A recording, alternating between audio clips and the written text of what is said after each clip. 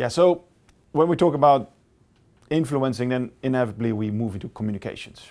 How do I communicate my message, and what is it that I even want?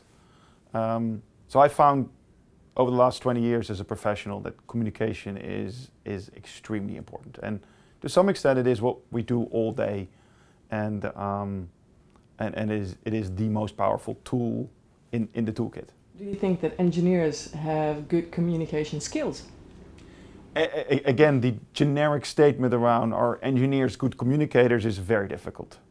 Just some audiences, they are perfect because they know how to kind of say 1 + 1 is 2 in a very simple way, and the logic is perfect. So if you have an audience that likes that logic, then there you go.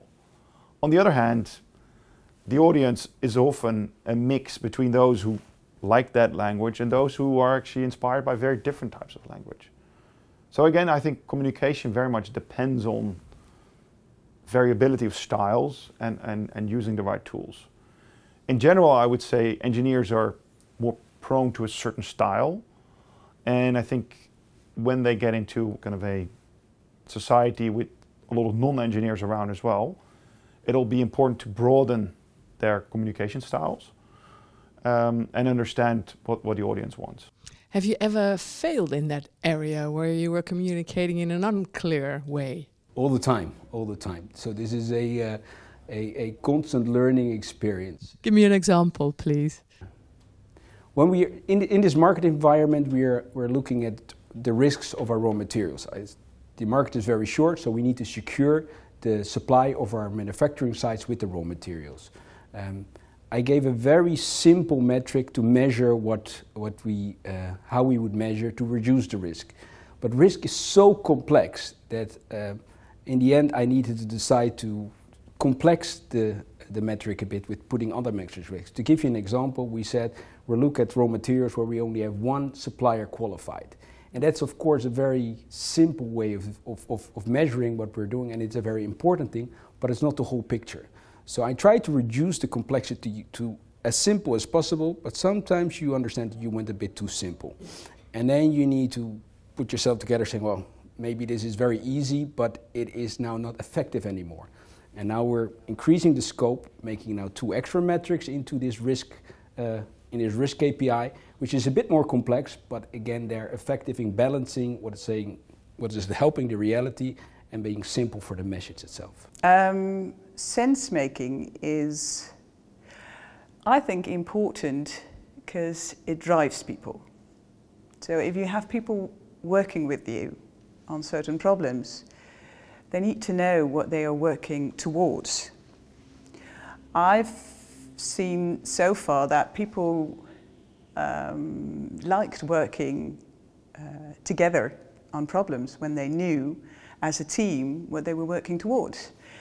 So after I had a position where I had lots of trainees working for me, and I always got more because they liked working for me, because I talked about them. What drives you? What would you like to achieve as a personal goal? And that helped. And once I saw that, when I got a new team working on, for instance, climate adaptation was quite a hard team, because it was people for a certain amount of their time that worked on my program. And they were provincial employees or municipality employees or water board employees. They were coming from different organizations and they had to work together. So I started that team by sitting together and thinking about what would our goal be when we are working together. And not just our goal as a team, but also what drives you? What are you good at?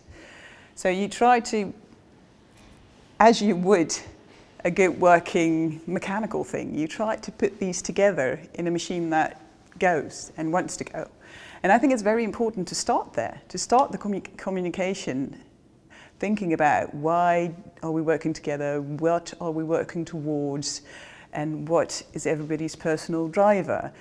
And then after that, also thinking, okay, there might be different strategies or different situations. How would we handle that together?